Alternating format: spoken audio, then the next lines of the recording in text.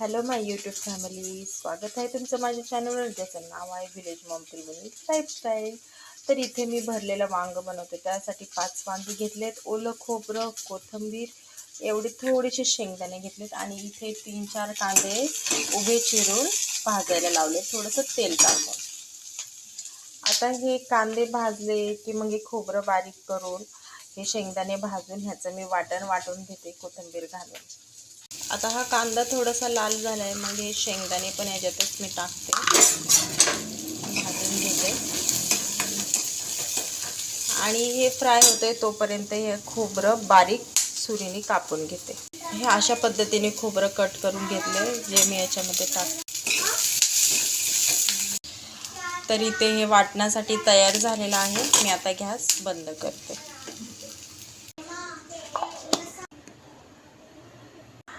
आता हे असं चिरून घेतलेलं आहे मी, तर याच्यामध्ये मी हा मसाला भरून घेते।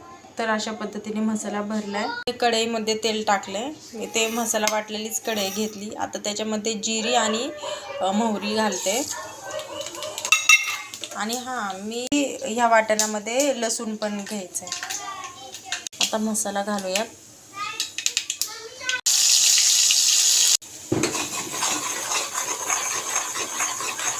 आता हे सगळे मसाले आपण त्याच्यामध्ये थोडे थोडे घालून घेऊया। एक चमचा मिरची पावडर, अंबारी कांदा लसूण मसाला, चिकन मसाला आणि हळद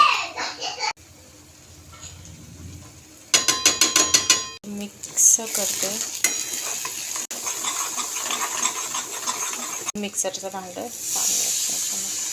परत मिक्स करून घेते आणि मग हे मिक्स झाले की मग ह्याच्यावरती झाकण ठेवते या मसाल्याला तेल सुटण्यासाठी।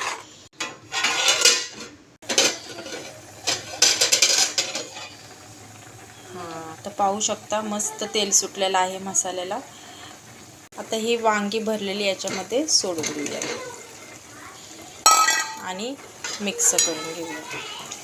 ही वांगी या मसाल्यामध्ये छानपैकी फ्राय करून घ्यायची आहे।